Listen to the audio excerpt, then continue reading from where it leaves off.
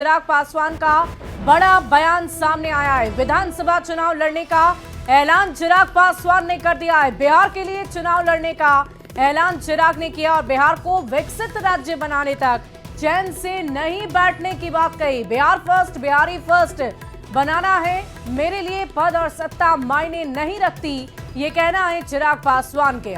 बिहार से नहीं, बिहार के लिए चुनाव लड़ूंगा, ये भी कहा है चिराग पासवान ने। और बिहार की जनता जहां से कहेगी मैं वहीं से चुनाव लड़ूंगा, ये भी चिराग पासवान ने आज मंच से ऐलान कर दिया।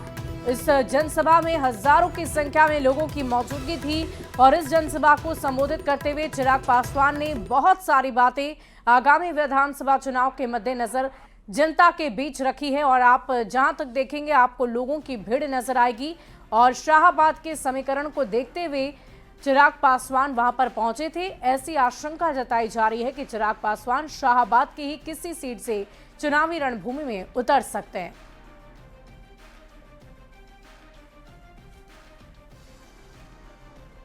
जब ये सवाल पूछा जाता है, आज जब ये सवाल पूछा जाता है कि क्या चिराग पासवान बिहार से विधानसभा का चुनाव लड़ेगा, तो हां, मैं बिहार से चुनाव लड़ूंगा।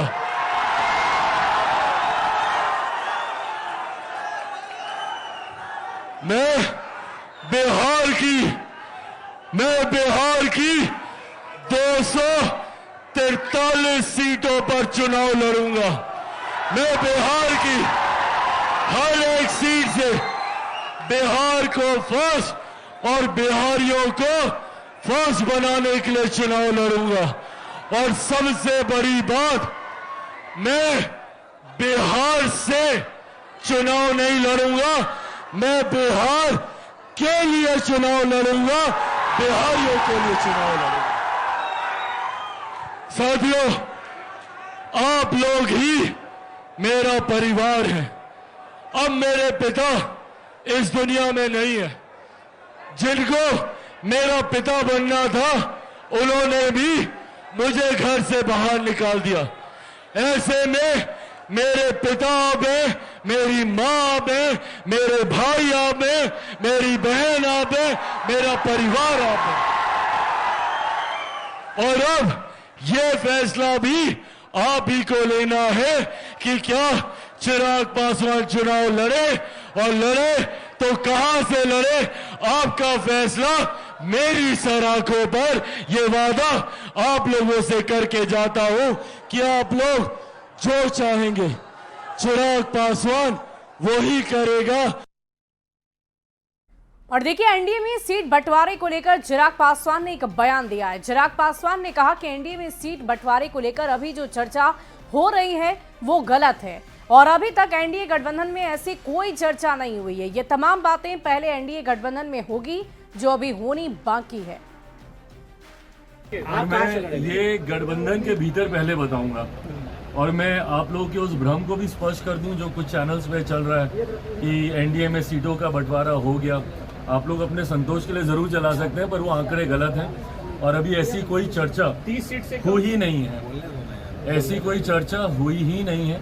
ये तमाम बातें पहले गठबंधन के भीतर होंगी जो भी होनी बाकी हैं और उसके बाद ही इसकी सार्वजनिक चर्चा की जाएगी। और देखिए, इस वक्त की बड़ी खबर पटना से आ रही है। प्रशांत किशोर पर बड़ा खुलासा। जेडीयू प्रवक्ता संजय सिंह ने बड़ा खुलासा किया है। डिप्टी सीएम बनना चाहते थे प्रशांत किशोर, नीतीश मंत्रिमंडल में चाहते थे डिप्टी सीएम बनना। मंशा पूरी नहीं होने पर जेडीयू के खिलाफ काले धन को सफेद करना चाहते हैं प्रशांत किशोर, ये कहना है जेडीयू प्रवक्ता संजय सिंह का। इस वक्त की बड़ी खबर आपको बता रहे हैं। जेडीयू की तरफ से बड़ा आरोप लगाया गया, प्रशांत किशोर पर यह बड़ा आरोप लगाया गया है। क्या कुछ कह रहे हैं जेडीयू के प्रवक्ता संजय सिंह, हम आपको सुनवाते हैं। इस वक्त हमारे साथ मौजूद हैं जेडीयू के एमएलसी संजय सिंह। संजय जी, प्रशांत किशोर लगातार आपके पार्टी की तरफ हमलावर है, आप प्रेस कॉन्फ्रेंस कर रहे हैं, क्या है मामला? देखिए, जन स्वराज के जो संस्थापक है प्रशांत किशोर जी, ये आपको मैं बताना चाहता हूँ, ये नेता नहीं है, व्यापारी है। लोगों को ठग कर आदरणीय प्रधानमंत्री नरेंद्र मोदी जी के ठगने का काम किया, ममता जी को ठगने का काम किया। अब बिहार आए, जब 2015 में हमारे पार्टी के लिए उन्होंने काम किया। ये तो रणनीतिकार हैं, तो नीतीश जी इनको बहुत सम्मान दिया, चुनाव के बाद इनको उपाध्यक्ष बनाया। इनका एक ही ख्वाहिश था कि उप मुख्यमंत्री बना दीजिए हमको। तो प्रशांत किशोर जेडीयू में नीतीश सरकार में डिप्टी सीएम बनना चाह रहे डिप्टी सीएम बनना चाहते थे, जब डिप्टी सीएम नहीं बने थे अपना रास्ता अलग कर लिए। और जेडीयू के एमएलसी संजय सिंह के आरोपों पर जनसुराज के प्रवक्ता मनोज बैठा ने पलटवार किया है। जनसुराज ने संजय सिंह के इस बयान को झूठा और बेबुनियाद बता दिया है। आप सना कुछ भी बोल, भी एक संजय सिंह जी हैं, जदयू के एमएलसी हैं, वो बोल रहे हैं कि प्रशांत किशोर जी जदयू को इसलिए छोड़ा क्योंकि वो नीतीश जी से डिप्टी सीएम मांग रहे थे, जो नहीं मिला इसलिए छोड़ दिया। बात ये नहीं है। अगर बात ये होती है 2015 में नीतीश जी को ला करके उन्होंने सीएम बनाया, बहुत लोगों को मंत्री बनाया। इतने पार्टियां, राजनीतिक पार्टियां हैं इस देश में, उन्होंने इतनी मदद की, इतनी सहायता की, कितने लोगों को सीएम बनाया, पीएम बनाया, मंत्री बनाया। कोई भी पॉलिटिकल पार्टी उनको राज्यसभा का मेंबर बना सकती थी, एमएलसी बना सकती थी, मंत्री बना सकती। जो व्यक्ति दूसरे को मंत्री बना सकता है तो क्या अपना पैरवी लगाकर खुद मंत्री नहीं बन सकता था? लेकिन जदयू में कुछ अच्छा नहीं हो रहा था, बिहार सरकार में कुछ अच्छा नहीं हो रहा था। बिहार की बदहाली को देखते हुए उन्होंने अपनी पार्टी को इस बिहार में लॉन्च किया। और देखिए, बिहार चुनाव से पहले आरोप प्रत्यारोप का दौर काफी तेज हो गया है, लेकिन इस बार निशाने पर एक दूसरे के विरोधी नहीं, कोई दल या नेता नहीं, बल्कि लोकतंत्र का महापर्व आयोजित करने वाली सबसे बड़ी संवैधानिक संस्था निर्वाचन आयोग है।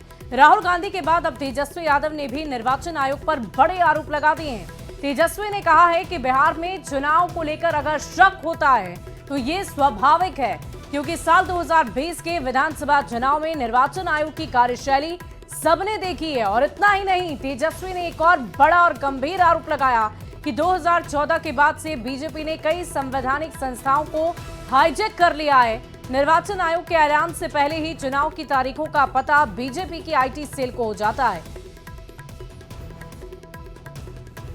सब लोग जान रहे हैं 2014 के बाद से जब से नरेंद्र मोदी जी प्रधानमंत्री बने हैं, तब से जितने भी कॉन्स्टिट्यूशनल इंस्टीट्यूशंस हैं, संवैधानिक संस्थाएं हैं, सबको हाईजैक कर रखा है। चुनाव आयोग इलेक्शन की घोषणा करता है चुनाव की तारीखों का, उससे पहले बीजेपी की आईटी सेल को पता होता है कि चुनाव कब होना है। तो ये बात तो है, लेकिन इन सब पे हम लोगों की नज़रें हैं। पिछले बार जो 20 का जो चुनाव हुआ था, हम लोग तो सरकार बना लिए थे। पहली बार उस समय इलेक्शन कमीशन ने 3 बार प्रेस कॉन्फ्रेंस करके जस्टिफाई किया आखिर चुनाव की गिनती क्यों रोकी गई शाम में, फिर रात के अंधेरे 11-12 बजे की शुरू की गई। और जो जीते हुए कैंडिडेट जिनको अनाउंस कर दिया गया था शाम में हमारे, उनको किसी को 12 वोट से, किसी को 100 वोट से, किसी को 500 वोट से घोषणा होती है कि हार गए, जो जीते हुए शाम में थे। अनाउंस्ड ये कह के कि भाई अपडेट किया जा रहा है कंप्यूटर पे। और देखिए, राहुल गांधी के बाद अब तेजस्वी यादव ने भी निर्वाचन आयोग पर बड़े आरोप लगा दिए और इस पर राजनीतिक बयानबाजी काफी तेज हो गई है। संविधान का गला घोटने का काम कांग्रेस पार्टी ने किया था, देश में आपातकाल लगाया था। और भाई तेजस्वी जी, अपने पिताजी से पूछिए, राजनीति में उनकी उत्पत्ति कांग्रेस पार्टी के खिलाफ हुई थी और 2010 में राष्ट्रीय जनता दल को 22 सीटें मिली थी। उस समय तो देश में कांग्रेस पार्टी की सरकार थी। अरे आपके पिताजी ने जो बिहार में कुकृत्य किया है, बिहार के खजानों को जो लूटने का काम किया है, इसलिए बिहार की जनता अब आप लोग पे कभी विश्वास नहीं कर सकती। कांग्रेस के युवराज राहुल गांधी तेजस्वी यादव सहित राजद के किसी भी नेता को तवज्जो नहीं दे रहे हैं। उनकी बिहार की यात्रा में महागठबंधन के घटक दलों के नेताओं की उपस्थिति भी यही बताती है। बिहार विधानसभा चुनाव को लेकर राहुल बाबा के दिए बयान का तेजस्वी यादव के समर्थन से स्पष्ट है कि कांग्रेस और राजद को एक दूसरे का समर्थन राजनीतिक मजबूरी है। एनडीए की निरंतर बढ़ती ताकत और पीएम मोदी की जनहितकारी नीतियों के क्रियान्वयन से महागठबंधन बुरी तरह विचलित और चिंतित है। चुनाव में जनता ही हार जीत का फैसला करती है।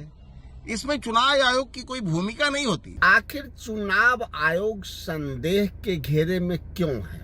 चुनाव आयोग पर भारत के आवाम सवाल क्यों उठा रहे हैं?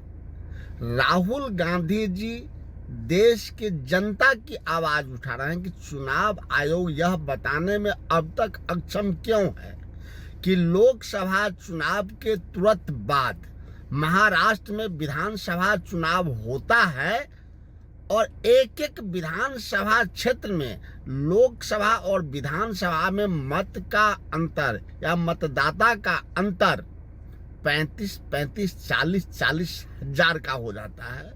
तो 3 और 4 महीने में एक एक विधानसभा क्षेत्र में 30,000 और 40,000 मत और मतदान और मतदाता बढ़े कैसे? तेजस्वी जी ने ठीक ही कहा है कि बिहार में और केंद्र सरकार के स्तर से जिस तरह से 2020 के चुनाव में हेराफेरी की गई थी और 2020 के चुनाव में चुनाव परिणाम में जिस तरह से महागठबंधन को हराया गया था, यह स्पष्ट रूप से दिखा। जो महागठबंधन के उम्मीदवार चुनाव जीत चुके थे उनको भी बाद में पराजय का सर्टिफिकेट दिया गया और इस तरह के मामलों के बाद बिहार चुनाव पर चुनाव आयोग के द्वारा 3 बार स्पष्टीकरण दिया गया। नेता प्रतिपक्ष के रूप में संवैधानिक पद पे होते हुए श्री राहुल गांधी द्वारा चुनाव आयोग से पूछे गए प्रश्न लाजमी है और अभी तक अनुत्तरित है। अगर उन्होंने चुनाव आयोग से कोई सवाल किया है तो उसका उत्तर चुनाव आयोग की तरफ से आना चाहिए, न कि भाजपा और उनके सहयोगी दलों की तरफ से। अगर चुनाव आयोग की स्वतंत्रता, स्वायत्तता और विश्वसनीयता का कोई सवाल है तो राहुल गांधी जी का पूरा हक है और देश और जो वोटर्स हैं और बिहार के वोटर्स जो चुनाव में जा रहे हैं उनका ये हक बनता है कि चुनाव आयोग इसका स्पष्टीकरण दे।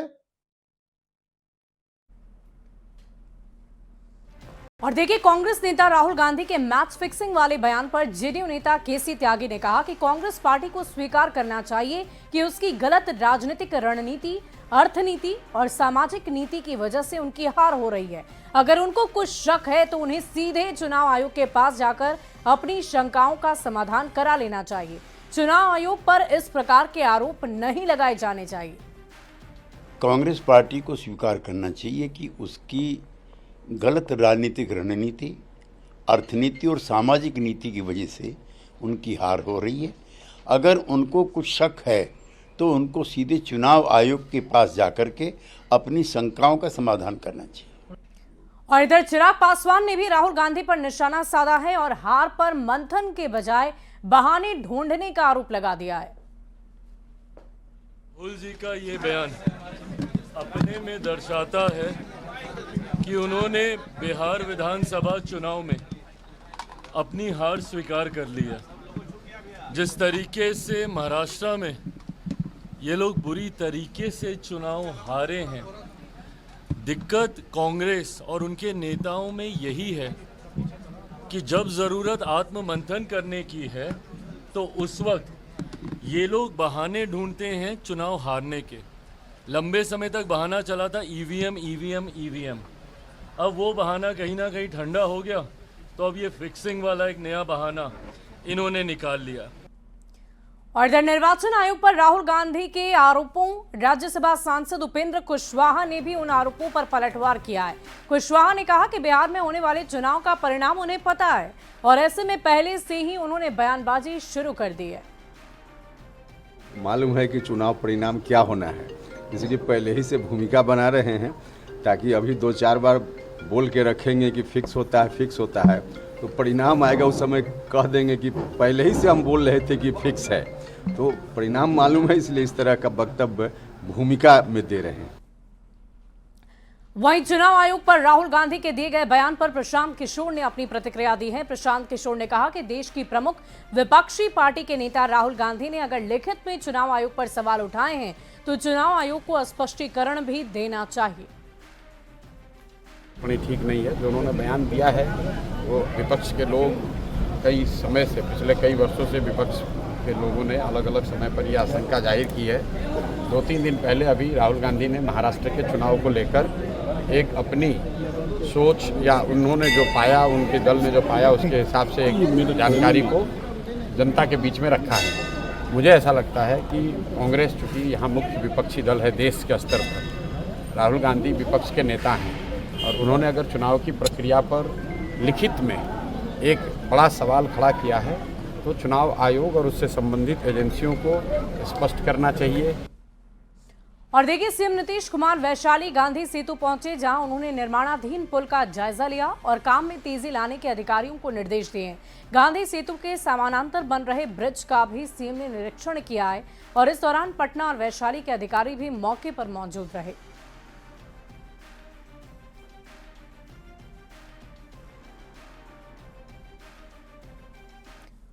और अगली खबर आपको भागलपुर से बताएंगे, जहां सोशल मीडिया पर एक वीडियो इन दिनों बहुत तेजी से वायरल हो रहा है। बताया जा रहा है कि वायरल वीडियो में आरजेडी के भागलपुर के जिला अध्यक्ष चंद्रशेखर यादव जाम छलकाते हुए नजर आ रहे हैं और वो पूरी तरह नशे में धुत हैं। आरजेडी जिला अध्यक्ष का जुबान लड़खड़ा रही है। जिला अध्यक्ष के साथ और भी कई लोग शराब पीते हुए नजर आ रहे हैं। हालांकि न्यूज 18 इस वायरल वीडियो की पुष्टि नहीं करता है। आरजेडी के जिला अध्यक्ष चंद्रशेखर यादव ने इस वायरल वीडियो पर अपनी सफाई भी दी है।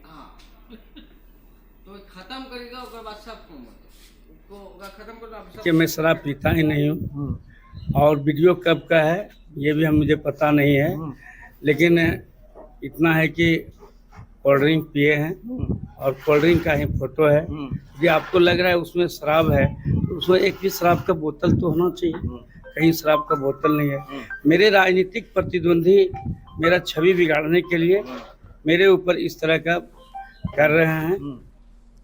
और भागलपुर में आरजेडी के जिला अध्यक्ष चंद्रशेखर यादव का शराब पीते वीडियो वायरल होने के बाद सियासत गर्म हो गई है। बीजेपी के प्रदेश अध्यक्ष दिलीप जायसवाल ने लालू परिवार पर जमकर निशाना साधा। उन्होंने कहा कि शराबबंदी के बावजूद भी शराब माफियाओं के संपर्क में लालू परिवार है और सरकार को बदनाम करने के लिए आरजेडी काम कर रही है। उन्होंने अभी तक पुलिस ने आरोपी को गिरफ्तार नहीं किया, इसकी भी जानकारी दी। पुलिस अधीक्षक से बातचीत कर गिरफ्तारी सुनिश्चित करवाने की भी बात कही। जिस तरह से लालू यादव का परिवार और प्रतिपक्ष के नेता आज तक ये आरोप लगा रहे थे एनडीए गठबंधन दल और नीतीश कुमार जी के सरकार पे कि शराब का बिक्री हो रहा है, अपराध हो रहा है। मैं बार बार बोलता हूँ, बीजेपी का प्रदेश अध्यक्ष एक बार नहीं 10 बार बोला है कि लालू यादव और Lalu Yadav and family father of crime. उन लोगों ने अपराध के संस्कृति को बिहार में जन्म दिया है जिस पाप को आज तक हम ढो रहे हैं। और शराब का जो अवैध कारोबार हो रहा है उसमें भी इन लोगों का महत्वपूर्ण जो है वो सहभागिता है। सरकार को बदनाम करने के लिए अपराध करवाना, शराब को जो है परोसना, ये सरकार को बदनाम करने के लिए ये जो है लालू यादव एंड परिवार ऐसा कर रहे हैं। कार्रवाई भी नहीं हुई अभी तक, पुलिस की ओर से भी कोई कार्रवाई? कोई पुलिस अगर पुलिस कार्रवाई नहीं किया है तो मैं तुरंत बोलता हूं ऐसे लोगों को तुरंत गिरफ्तार कर जेल भेजना चाहिए। और अगली खबर आपको बेतिया से बताएं, जहां बिहार पुलिस की क्विक रिस्पांस सर्विस वाली गाड़ी भी धक्का मार बन गई है। वैसे 112 सर्विस पुलिस के तत्काल सेवा का मिसाल बना हुआ है, लेकिन बेतिया के मझौलिया में 112 की गाड़ी को कुछ पुलिसकर्मी धक्का देते हुए नजर आ रहे हैं। मझौलिया थाना क्षेत्र में तैनात इस पुलिस वाहन को धक्का लगाने का वीडियो सोशल मीडिया पर वायरल है। न्यूज 18 इस वायरल वीडियो की पुष्टि नहीं करता। तस्वीरें हम आपको दिखा रहे हैं कैसे पुलिसकर्मी डायल 112 की गाड़ी को, जो क्विक रिस्पांस गाड़ी होती है, जैसे ही आप अपनी समस्या के लिए पुलिसकर्मियों से बातचीत करते हैं, उन्हें फ़ोन मिलाते हैं 112 पर, तो इसी गाड़ी के माध्यम से पुलिसकर्मी आपकी मदद करने के लिए पहुंचते हैं। लेकिन वही गाड़ी अगर इस तरह से धक्का मार गाड़ी बन जाए तो जाहिर है सवाल उठेंगे और इन्हीं तस्वीरों को लेकर सोशल मीडिया पर लोग तरह तरह के कमेंट्स कर रहे हैं। बढ़ते आगे, अगली खबर दरभंगा से, जहां पुलिस ने छापेमारी कर 22 लाख की लागत से बनी 4578 लीटर विदेशी शराब जब्त कर ली है। पुलिस ने ये शराब कमतौल थाना क्षेत्र के ब्रह्मपुर पूर्वी पंचायत में बन रहे पंचायत सरकार भवन के स्टोर रूम से बरामद की है। जानकारी के मुताबिक शराब की एक खेप पंजाब से ट्रक के जरिए आई थी। पुलिस ने मामले में कार्रवाई करते हुए ट्रक चालक को गिरफ्तार कर लिया है। फिलहाल पुलिस गिरफ्तार चालक से पूछताछ कर रही है। हमारे टेक्निकल टीम का बहुत बड़ा सहयोग रहा है, उन्हीं के सहयोग, उन्होंने लोकेशन दिया, सारा चीज़ दिया, उसके बाद कमतौल थाना के थाना प्रभारी एवं अन्य स्टाफ और इसमें आए और इसके साथ काम करके फिर इन्होंने छापामारी भी किया और कई जगह रोक लगाया, उसके बाद ये सफलता प्राप्त। और देखिए, बेगूसराय में पेट्रोल पंप के कर्मी के साथ मारपीट और ताबड़तोड़ गोलीबारी की घटना की 24 घंटे के अंदर बलिया थाने की पुलिस ने घटना में संलिप्त 3 अपराधी मोनू, छोटू और रजनीश की गिरफ्तारी कर ली है। हालांकि एक अपराधी अभी भी पुलिस की पकड़ से बाहर है। गिरफ्त में आए अपराधियों के पास से पुलिस ने एक पिस्टल, 2 मैगजीन और कारतूस भी बरामद कर लिए हैं। सभी अपराधी बलिया थाना क्षेत्र की राहतपुर के रहने वाले हैं। सभी अपराधियों का आपराधिक इतिहास भी रहा है। कुछ बदमाशों द्वारा पहले तो 10 रुपये के विवाद को लेकर के आपस में गाली गलौज किया गया था। उसके बाद कुछ और अपने दोस्तों को बुला करके टोटल 4 लोग मिल करके लाठी डंडे से पेट्रोल पंप के नोजल कर्मी के साथ मारपीट किया गया था और उसी में गोली फायरिंग भी किया गया था। उसमें हमारी पुलिस टीम द्वारा त्वरित कार्रवाई करते हुए उसमें से 3 लोगों को गिरफ्तार किया गया है। और अगली खबर मोतिहारी से आपको बताएं, जहां न्यूज 18 की खबर का बड़ा असर देखने को मिला। 500 युवक युवतियों को बंधक बनाने वाली रक्सौल का मास्टरमाइंड और 25,000 का इनामी इनामुल हक को गिरफ्तार करने के लिए पुलिस ने दबिश बनानी शुरू कर दी है। डीवीआर कंपनी बनाकर 500 युवकों को बंधक बनाकर काम करने वाले इनामुल हक के घर पुलिस बैंड बाजा लेकर पहुंची और माइकिंग कर जल्द से जल्द सरेंडर करने की हिदायत दे दी है। इनामुल हक रक्सौल का सबसे बड़ा मास्टरमाइंड माना जाता है और इसकी सांठगांठ कई सफेद पोश लोगों से है। निर्गत किया गया है, जिसका विधिवत तामीला किया जा रहा है। अगर 1 हफ्ता के अंदर ये माननीय न्यायालय में आत्मसमर्पण नहीं कर देता है तो इनकी सारी संपत्ति को कुर्की जब्ती कर लिया जाएगा। और फिलहाल इस बुलेटिन में अभी के लिए बस इतना ही। आप बने रहे न्यूज 18 बिहार।